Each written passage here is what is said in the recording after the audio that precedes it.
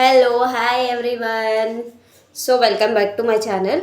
కొత్తగా ఎవరైనా జాయిన్ అయ్యి ఉంటే ప్లీజ్ నేను చేసే వీడియోస్ కూడా చూస్తూ ఉండండి, సబ్స్క్రైబ్ చేసుకోండి, గంట బెల్లుని కొట్టండి సో దట్ నేను చేసే వీడియోస్ మీ దాకా రావడానికి. సో మొన్నటిదాకా నేను క్రికెట్ వీడియోసే చేస్తున్నా అని చెప్పి కొంతమంది అన్నారు, కానీ క్రికెట్ వీడియోస్ కన్నా ముందు నేను కింద ఇంకో కొన్ని వీడియోస్ కూడా చేశాను. సో ఈరోజు మన టాపిక్ వచ్చేసి ఏమంటారు, ద బిగ్గెస్ట్ టాపిక్ నడుస్తుంది ఇప్పుడు మన ఆల్ ఓవర్ ఇండియాలో, that is Atul Subhash case అన్నమాట. అతుల్ సుభాష్ కేస్ కోసం చాలా నేను బాధపడ్డాను. యాజ్ అ అడ్వకేట్గా కూడా నేను కొంచెం బాధపడ్డాను. ఏంటంటే ఏంటి ఇలాంటి సమాజంలో మనం ఉన్నామా, అండ్ ఇలాంటి జడ్జెస్ వాళ్ళు కూడా ఎంత ఘోరంగా ఉన్నారా అన్న థాట్ అనేది అయితే నాకు వచ్చిందనమాట. నేను చేసింది అడ్వకేసీయే, కానీ ఇతనికి న్యాయం అనేది ఎక్కడా దొరకలేదేంటా అని నేను ఆలోచించాను.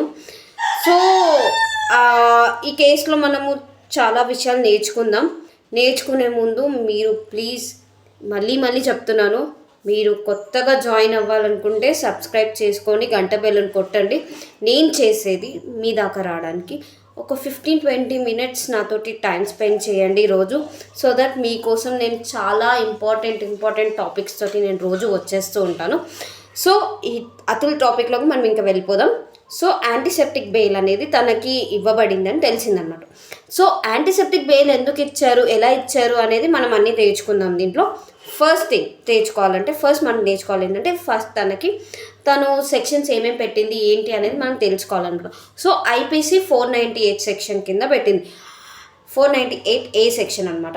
ఆ సెక్షన్ వచ్చేసి ఇప్పుడు ప్రెజెంట్ బిఎన్ఎస్ 84 సెక్షన్ కింద మార్చేశారు.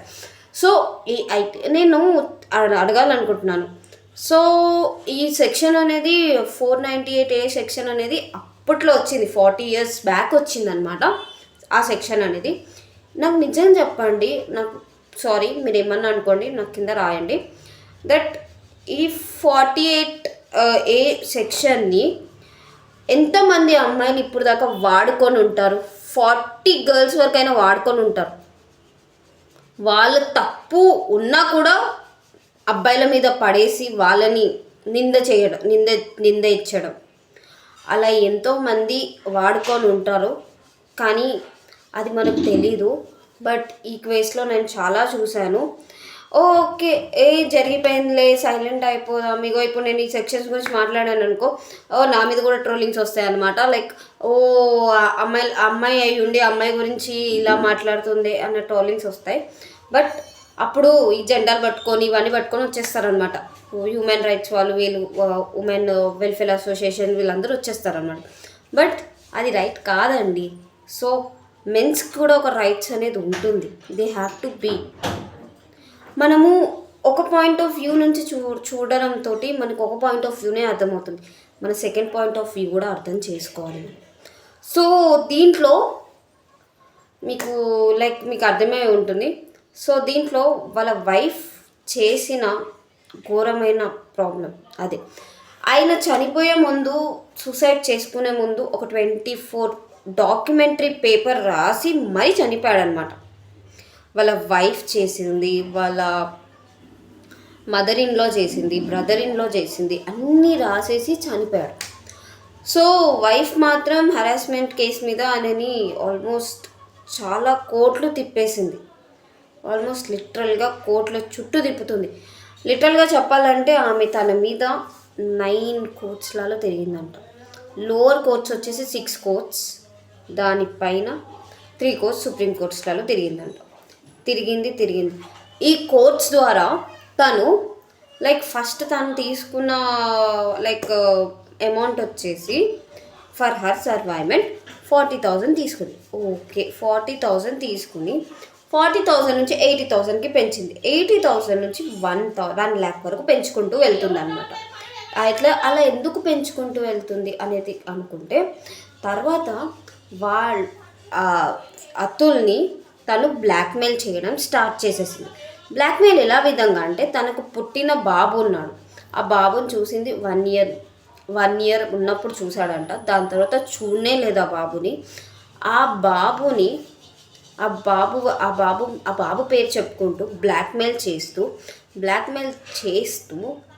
అతని దగ్గర పైసలు తీసుకున్న తర్వాత అదే కాకుండా ఆయన బాధపడ్డాడు. ఎందుకంటే ఫస్ట్ థింగ్ ఆయన చనిపోవడానికి కారణం వాళ్ళ కొడుకే. ఎందుకంటే తను పైసలు తీసుకుంటుంది వాళ్ళ కొడుకు పేరు చెప్పేసి.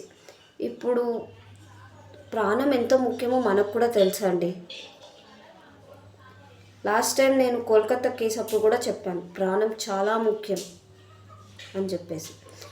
అరే ఒక్కరిని హరాస్మెంట్ చేయడంతో మీ లైఫ్ అయిపోతుంది కాదు, అర్థమవుతుందా? హరాస్మెంట్ వల్ల వాళ్ళకి ఎంత బాధ ఉంటుందో వాళ్ళకి తెలుసు. నువ్వు డివోర్స్ తీసేసుకున్న తర్వాత యాజ్ ఎ ఎక్స్ వైఫ్ ఆయనకి ఎక్స్ వైఫ్కి ఎంత ఇవ్వాలో అంతవరకే ఉంటుంది అమౌంట్, అంతవరకు ఆయన ఇస్తున్నాడు. కానీ నువ్వు ఫోర్సబుల్గా 1 lakh తీసుకోవడం అన్నీ తీసుకుని నిఖిత చాలా ఘోరంగా తనని టార్చర్ చేసింది.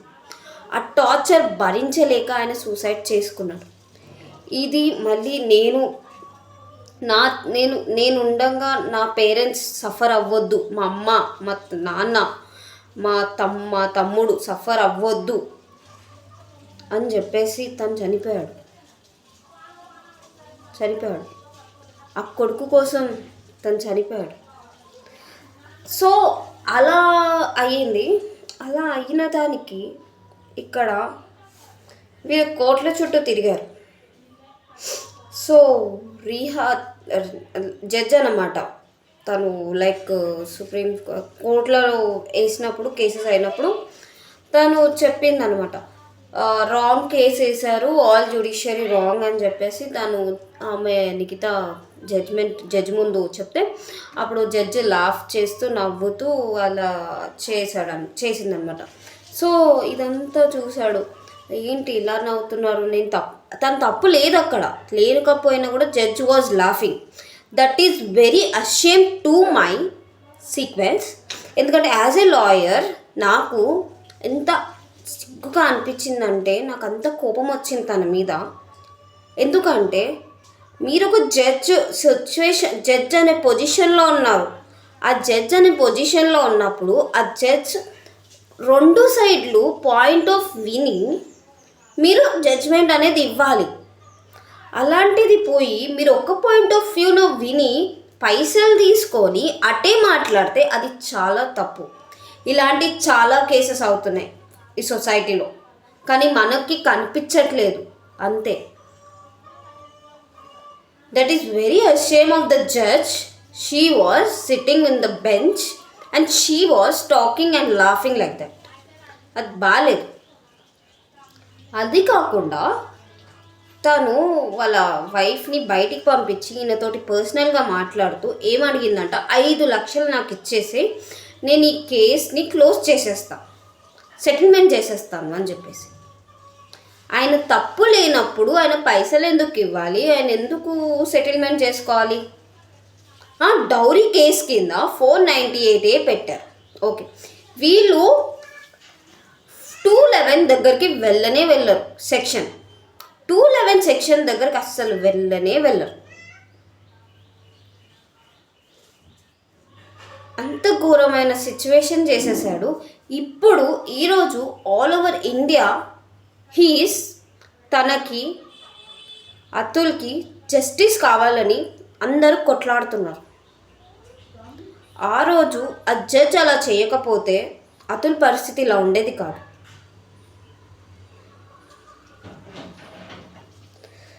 What ever.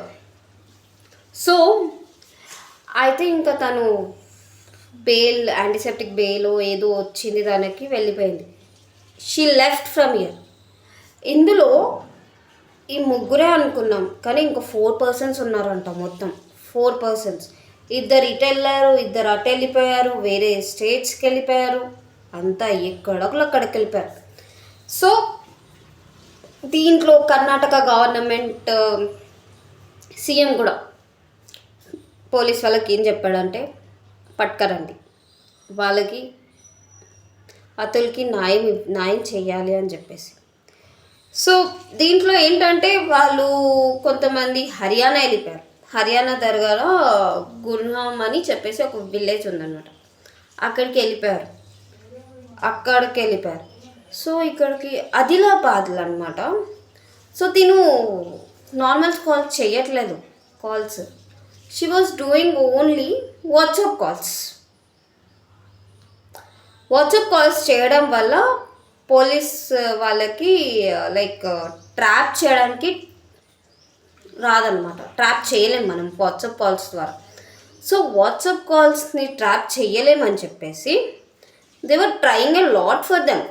నిఖిత కోసము, వాళ్ళ మదర్ కోసం, వాళ్ళ బ్రదర్ కోసం, ఇంకొక లాస్ట్ పర్సన్ కోసం చాలా ట్రై చేశారు, కానీ దొరకలేదు. ఇన్ ద స్పాట్ టైం తను ఒక తప్పు చేసింది. ఇప్పుడు ఆండ్రాయిడ్ మొబైల్స్ కానీ ఐఫోన్స్ ఉన్న వాళ్ళ దగ్గర అది ఉంటుంది అనమాట. లైక్ నార్మల్ కాల్ పక్కకు వాట్సాప్ కాల్ అని చెప్పేసి 2 ఉంటాయి. తను చేసిన తప్పు ఏంటంటే నార్మల్ కాల్ నొక్కడం. తన రిలేటివ్కి కాల్ చేయడానికి కానీ నార్మల్ కాల్ కొట్టింది. అది వచ్చే వరకు ఇమీడియట్ పోలీస్. సో అది నొక్కగానే బెంగళూరు పోలీస్ వాళ్ళు ఇమీడియట్ తనని ట్రాక్ చేసేసారు. So Bengaluru IPS officer Shivakumar, hats off to sir, he has done very good job. అతను ఇమీడియట్ ట్రాక్ చేసేసి తనని పట్టుకున్నాడు. నిఖితాని పట్టుకున్న తర్వాత నిఖిత ఫోన్ నుంచే వాళ్ళ మదర్కి కాల్ చేశారు. కాల్ చేసి తన లొకేషన్ని కూడా ట్రాక్ చేశారనమాట. ఆ లొకేషన్ కూడా ట్రాక్ చేసి ఇద్దరిని పట్టుకున్నారు. మొత్తం 3 పట్టుకొని వచ్చేసారనమాట టు బెంగళూరు, ఆదిలాబాద్. సో చాలా పెద్ద ప్లానే చేశారు వాళ్ళు. లైక్ దీంట్లో ఇంకేం తెలిసిందంటే, లైక్ అతుల్ తన వీడియోలో చెప్పాడు, వాళ్ళ అమ్మాయి వాళ్ళ నాన్న చనిపోవడానికి కారణం కూడా అతుల్ అని కూడా చెప్పిందంట తను. How can it possible? So ఇర్రెస్ట్ గర్ల్ తను ఎక్స్-వైఫ్గా ఉండి కూడా she's taking that much money from him. And తను ఏమని కేసు పెడుతుందంటే, నా హస్బెండ్ నన్ను హరాస్మెంట్ చేస్తున్నాడు అని చెప్పేసి కేసు పెడుతుంది కోర్టులో. దీన్ని బట్టి అమ్మాయిలకి సేఫ్టీ అని మనం ఒక బ్లైండ్నెస్ తోటి ఉంటాం కదా. ఈ సొసైటీతో నేను ఏం అర్థం చేసుకుంటున్నానంటే, అబ్బాయిలకు కూడా సేఫ్టీ అనేది లేదు. డోంట్ మైండ్, నేను తప్పు మాట్లాడుతున్నా అని ఎవరైనా ఏమో అనుకుంటే ఐ డోంట్ కేర్. సో దీన్ని బట్టి అర్థం చేసుకున్నాను. ఇప్పుడు ఏంటి మహిళా సంఘాలు ఇవందరూ ఉన్నారు కదా, వాళ్ళు ఏమని అంటున్నారంటే అమ్మాయి రైట్. మీరు అమ్మాయి గురించి పోట్లాడుతున్నప్పుడు అమ్మాయి రైట్ అని మాట్లాడుతున్నారు, okay. But 2 points of view చూడాలి కదా. మనం ఒక పాయింట్ ఆఫ్ వ్యూ చూస్తే మనకు ఒక్కొక్క పాయింట్ ఆఫ్ వ్యూవే అర్థమవుతుంది. సెకండ్ పాయింట్ ఆఫ్ వ్యూ మనకు అర్థం కాదు కదా. తన కోర్టులో నేనేం చెయ్యలేదు అని ప్రూవ్ చేసుకుంటుంది. అతుల్ సుభాష్ చేసిన మెయిన్ థింగ్ ఏంటంటే, he has done a video clip which is very important. అది ఎవిడెన్స్గా ఎవిడెన్స్ అదొకటి evidence. 24 pages documentary, that is evidence to the court. ఒకటే అన్నాడు కోర్టులో వీడియోలో అతుల్. ఇంకోటి ఏమన్నాడంటే, నాకు జస్టిస్ దొరకకపోతే నా అస్థికలను అక్కడే కోర్టు దగ్గర మీరు ఏమైనా చేసేసేయండి, గంగాలో వెళ్ళి చేయకండి అని చెప్పాడు. ఎందుకంటే నాకు జస్టిస్ దొరకనప్పుడు అని చెప్పేసి అని అన్నాడు. So all over India is asking justice for Atul Subhash. Sorry. So దీన్ని బట్టి మనం అర్థం చేసుకోవాల్సింది, దీంట్లో ఆ బాబు ఎక్కడున్నాడో కూడా తెలియదు ఎవరికి. They are searching for the boy, అతుల్కు పుట్టిన బాబు. అరే ఏం లేనిది ఒక బాబు పుట్టాడు కదా వాళ్ళిద్దరికి.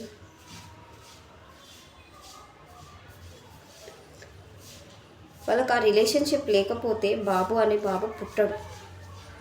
ఆ బాబు కోసం హీ లాస్ట్ హిజ్ లైఫ్. ఇంకా నా పేరెంట్స్ని, నా బ్రదర్ని సఫర్ చేస్తుంది మీ మమ్మీ అని చెప్పేసి ఆయన ప్రాణాలు వదిలేశాడే. అలాంటి బాబు కోసం వాళ్ళ అతుల్ వాళ్ళ parents and brother are fighting for their custody. But ఇంకా బాబు దొరకలేదు. హోప్ బాబు దొరకాలని కోరుకుందాం. దొరికి మంచి వాళ్ళ హ్యాండ్స్లలో వెళ్ళాలని ఆశిద్దాం. So this is what has Atul Subhash case జరిగింది. సో ఈరోజు జడ్జ్మెంట్ అనేది వస్తుంది కేస్కి. అండ్ ఆ బాబుని కూడా వెతుకుతున్నారు. సో ఆ బాబు కూడా దొరకాలని మనం కోరుకుందాం. Let's have that. సో మీకు ఇంకేమైనా క్వశ్చన్స్, ఏమైనా డౌట్స్ ఉంటే ask me in comment box so that I'll give you the answers. మీకు ఇంకా దేని మీద అయినా వేరే దాని మీద వీడియోస్ కావాలంటే అవి కూడా చేస్తాను. But justice for Atul Subhash అంతే నేను అనుకుంటున్నాను. అమ్మాయిల కోసమే కాదండి, అబ్బాయిల కోసం కూడా మనము జస్టిస్ అడిగితే మనకు కూడా మంచిది. ఎప్పుడూ అమ్మాయి రైట్ అని మనం అనుకోవద్దు, అబ్బాయిలు కూడా రైట్ అని మనం అనుకోలేము. ఉంటారు కొంతమంది ఇలాంటి వాళ్ళు కూడా సొసైటీలో, మనం ఏం చేయలేము దానికి. But also we need justice for Atul Subhash. That's it.